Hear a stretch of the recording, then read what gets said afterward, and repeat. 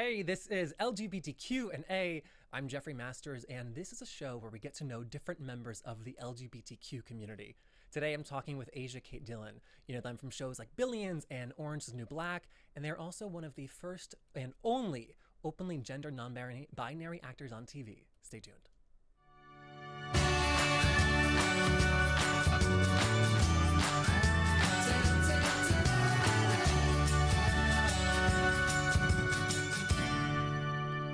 Hey, Asia.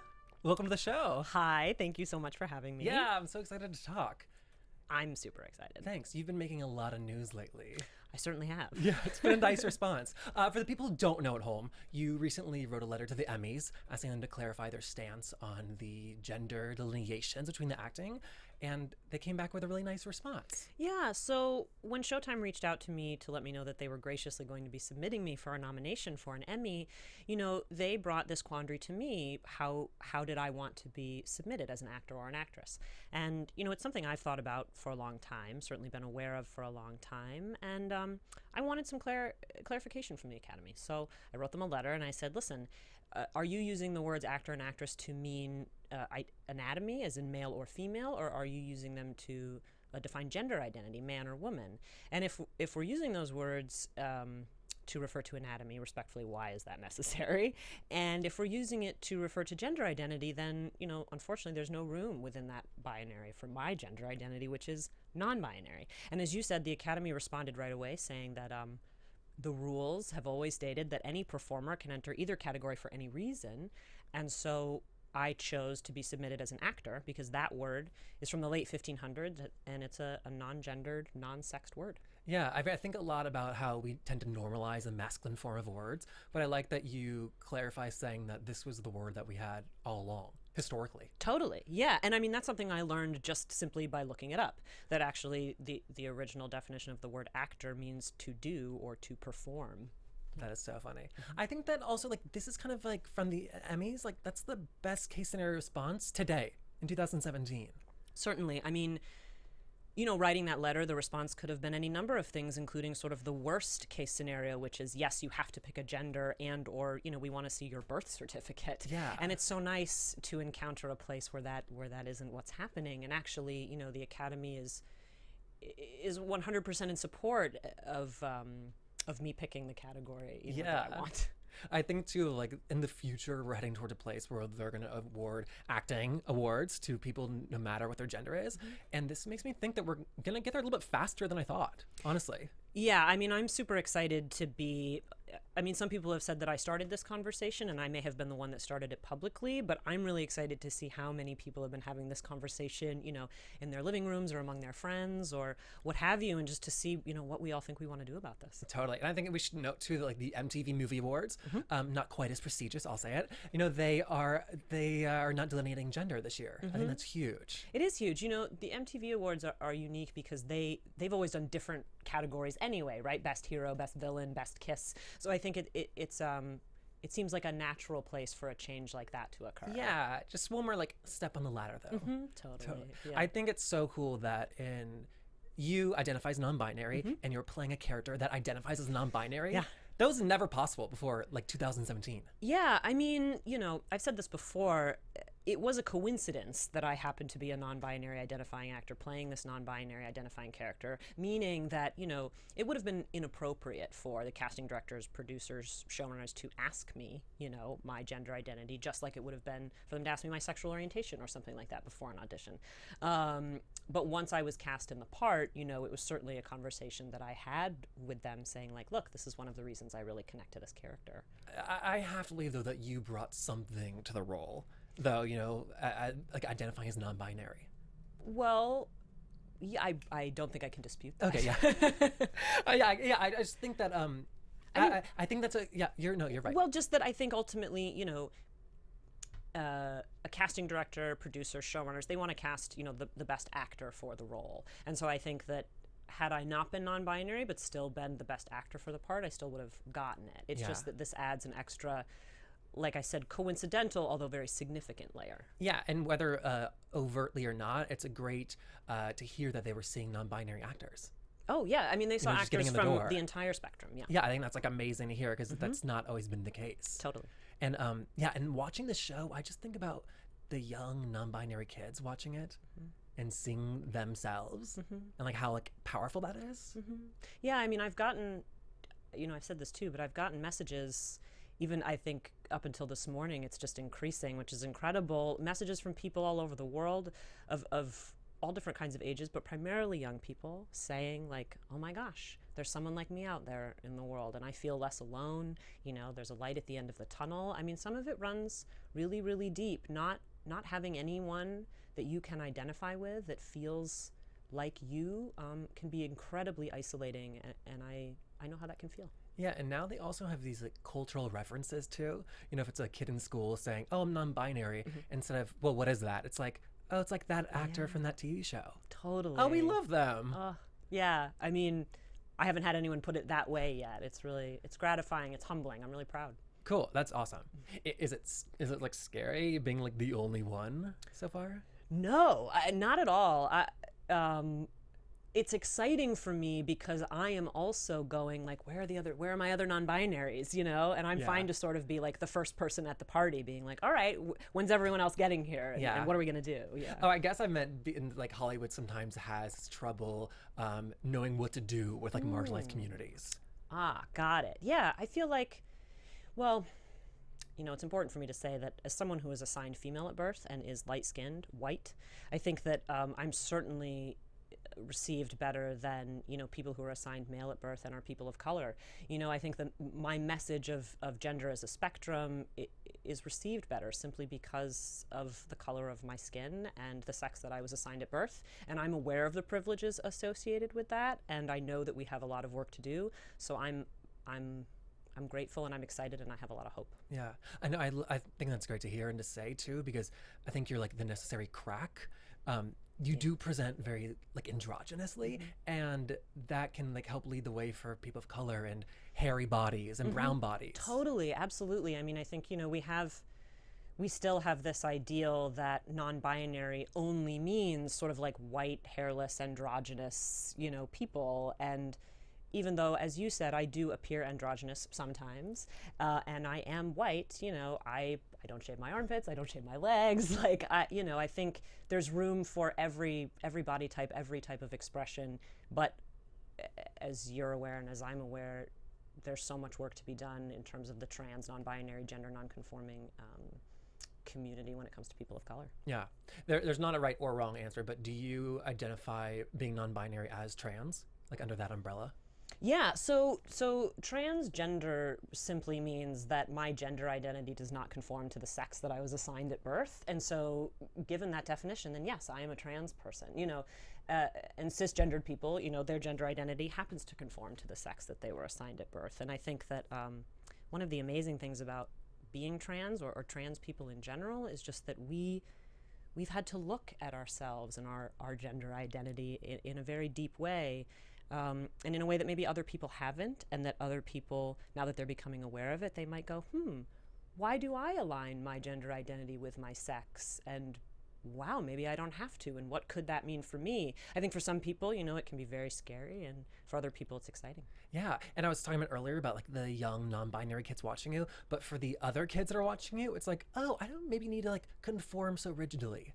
Totally. I mean, it's one thing to identify as gender non-binary, which is, an identity outside of man and woman. But it's certainly, I know plenty of cisgendered people, young people, who are gender non-conforming, simply meaning, a boy who identifies as a boy but loves to wear dresses and makeup, but still isn't, they're gender non-conforming. It doesn't make them a trans person necessarily. Yeah. And I think that's really cool. Yeah, and we these labels are new per se, but people who have been gender non-conforming have always existed. Totally. One of the things I'm so fascinated by recently is I'm really interested in going back into the history of non-binary people and saying, like, how many people in history have we had that were non-binary, but that didn't know it themselves, or because we didn't have the language, couldn't talk about it. We didn't have the language for the feelings they had, And I know how that felt being a young person not having that language. So Yeah, I'm fascinated by that in like the South Asian culture, which has like a recognized third gender. totally. Yeah. I mean, there are many cultures that recognize any number of gender identities outside of a binary. So It's wild. Oh, that's interesting. Do you know what you're gonna like do with that, or is it just research for the sake of like knowledge? Or like, are you gonna put that into like a art? I know you do like, Oh, I know you do theater with like your interesting. company. I do, yeah. I have a production company, Mirror Fire Productions, which I co-founded with my partner Christopher Hirsch. I haven't thought about that now. That's like mulling around in my brain. I mean, mostly it's just research that I've done, just to see, who's out there, what's out there, what is the history behind all of this, and who can I connect with? Yeah, I mean, for me personally, it's been such an important part of being okay with myself is just researching the history and learning that I'm not the only one who's queer. Yeah, you know, totally. Did anybody know that? Yeah, totally. And it's eye opening. I think it's more difficult as you get. We were talking about labels. It's more difficult as you go back in history because let's say like Joan of Arc, she cut her hair. It's so well. That's the number one example that I think Yeah. of. Joan of Arc has been someone that I've been drawn to my whole life. Someone that my mother in particular sort of put books about Joan in front of me from a young age and said like, this is someone that I think you might connect with. Certainly someone that I've thought about along my journey and been like, I wonder if Joan of Arc would have identified as non-binary. Actually, yeah, totally. Yeah, or just gender fluid, or just something other than Yeah, I think the labels are so helpful to let you know that this thing you're feeling has a name and that it's not unique to you, but then they're also so harmful and that they're constrictive. Totally. It's a catch-22. It really is. Labels can be so helpful in helping us define who we are for ourselves, but when other people use those labels to define us without our consent, that's when it becomes dangerous. Yeah, a lot of people disagree with me, but I'm on a personal mission to get queer as like the it word because it's so inclusive. Queer, I've used queer for many, many years simply as an umbrella term to mean like, not straight, not cis, like just outside of whatever is considered normal, quote unquote. Yeah, anything that's not 100% straight. Yeah, I love that. Yeah. I stole that terminology 100% straight from I Would Tell It Right. I would love to take credit for it though. But speaking of labels, what attracted you to the non-binary label versus like gender fluid or gender queer, other words? Sure. Well, when I looked up the word non-binary and it said an umbrella term for any number of gender identities, for any number of gender identities that fall outside the boxes of man and woman, and then it also said, some people may refer to this as being gender fluid or gender queer. I had done some research into the term gender queer, and it's actually, I'm like still in the process of trying to figure out if that word is still okay to use or not, actually. I've read one side that says, yeah, genderqueer just means you're queer with your gender and it's not a big deal. But I've also read that it is a derogatory term that the younger generation doesn't want to use anymore. Oh, fascinating. And I will literally say right now, I don't know much about it. I'm in the process of sort of researching that myself. But I do say gender fluid because I experience my gender identity as being fluid because it's on a spectrum. Okay. Fascinating. I actually hear the exact reverse, where the younger generation is more okay with genderqueer. Oh, interesting. Yeah.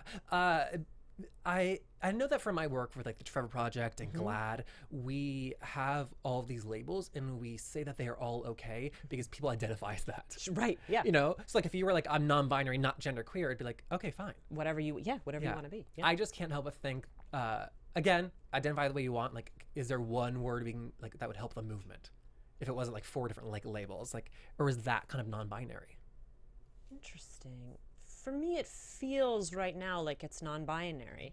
Because non-binary, to me, opens the conversation in a way that it hasn't been opened before, meaning like, I think a lot of people, and there was a time where I myself thought this way, and I think it's important to say that transgender meant someone who had transitioned, right? And there is a difference between the word transgender and transsexual. Yeah. And amazing, right? So I think that it's important to say that trans people exist and we are valid whether we choose to transition or not, and people who transition are just as valid as those who don't. It's really up to anyone to decide what is going to make them feel the most like themselves. Yeah. Yeah. I did not make this to be like a vocabulary lesson, but it's fascinating. No, it's great. You were saying when you looked up the word non-binary. When was that?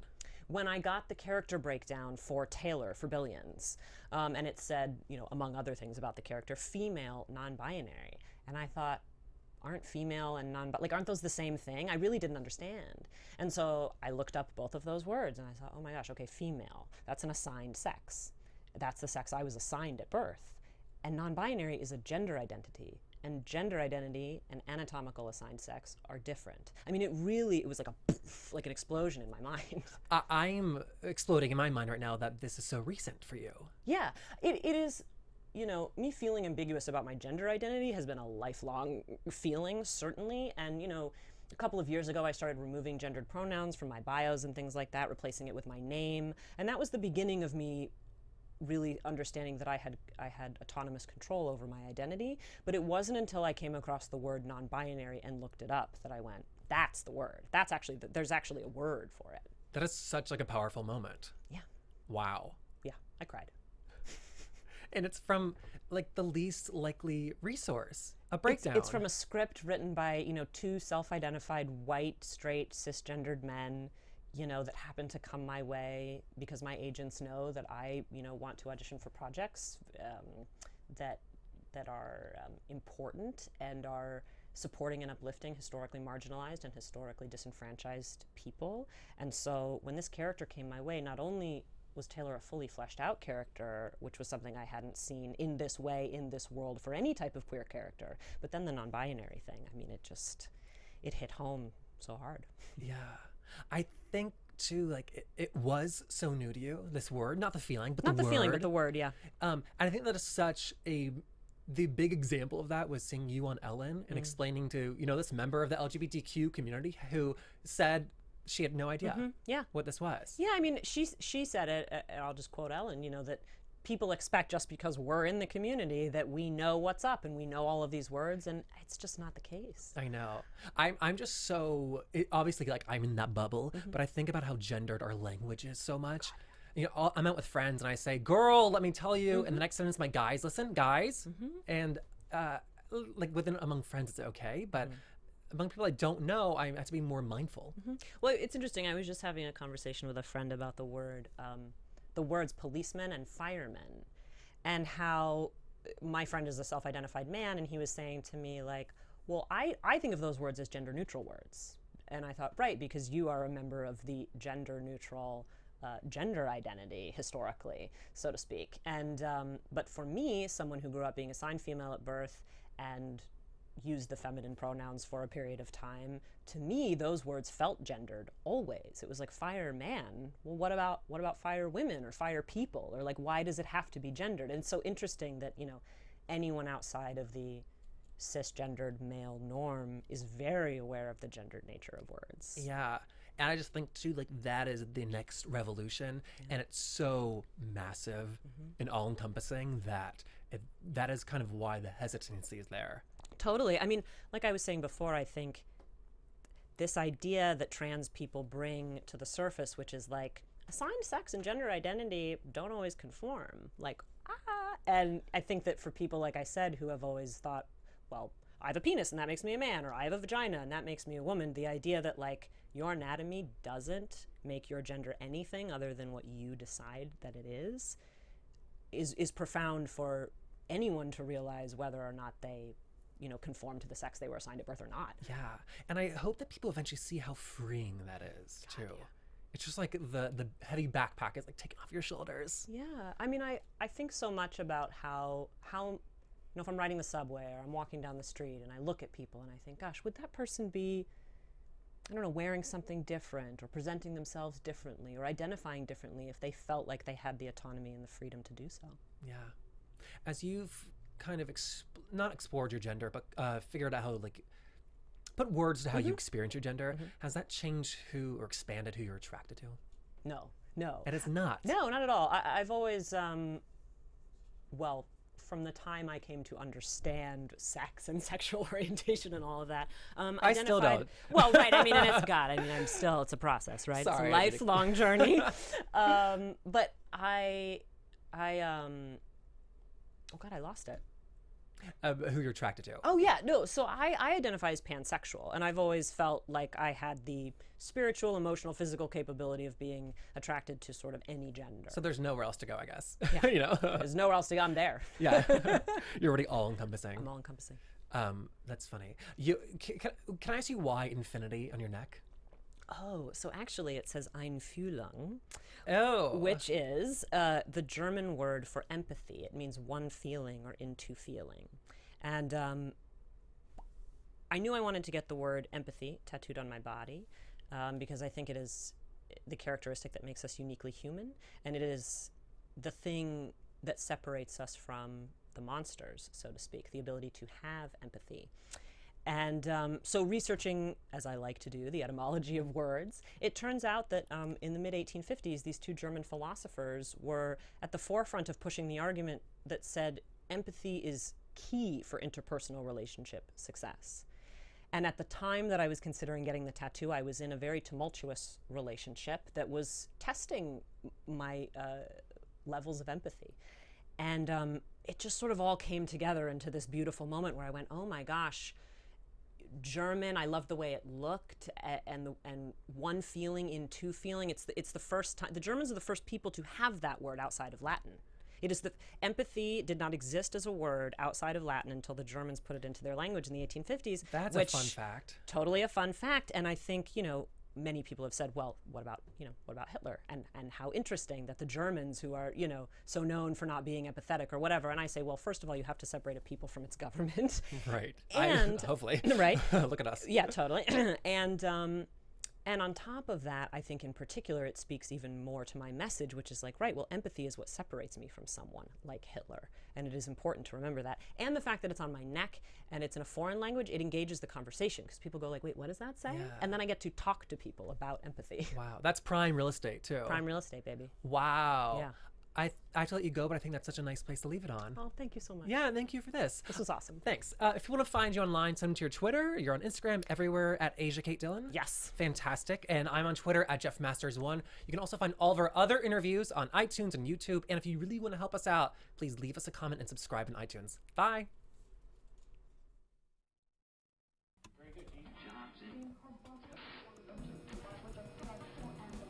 From executive producers Maria Menounos, Kevin Undergaro, Phil Svitek, and the entire AfterBuzz TV staff, we would like to thank you for listening to the AfterBuzz TV network. To watch or listen to other after shows and post comments or questions, be sure to visit AfterBuzzTV.com. I'm Sir Richard Wentworth, and this has been a presentation of AfterBuzz TV. The views expressed herein are those of the hosts only and do not necessarily reflect the views of AfterBuzz TV or its owners or principals.